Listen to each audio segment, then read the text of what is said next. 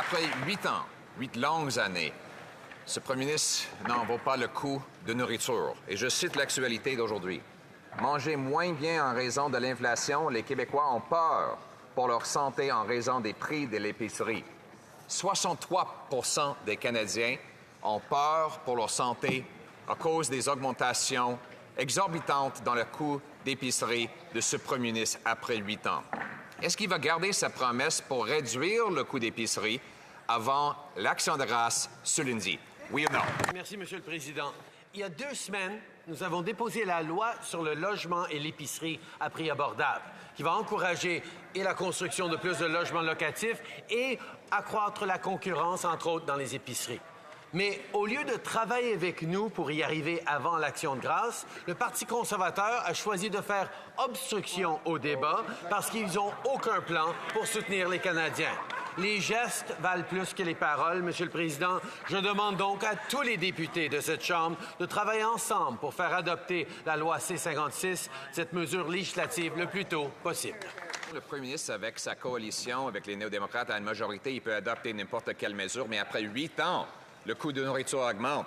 C'est lui qui a promis il y a un mois de réduire le coût d'épicerie avant l'Action de grâce. Donc, va-t-il garder sa promesse et réduire le prix des petits pois de 22 %, la salade de 33 %, la dinde 37 % et les patates 74 %. C'est lui qui l'a promis. Va-t-il réduire les prix avant l'Action de grâce ce lundi? Monsieur le Président, si le chef de l'opposition voulait vraiment accélérer l'aide aux Canadiens par rapport à l'épicerie, par rapport au logement, il n'aurait pas fait obstruction à notre projet de loi sur le logement et l'épicerie à prix abordable. Mais il préfère jouer à des jeux politiques, il préfère faire obstruction à la Chambre que de travailler avec nous pour livrer de l'aide aux Canadiens qui sont si nécessaires. Nous, on va continuer de se concentrer sur la livraison d'aide pour les Canadiens. On va continuer d'être là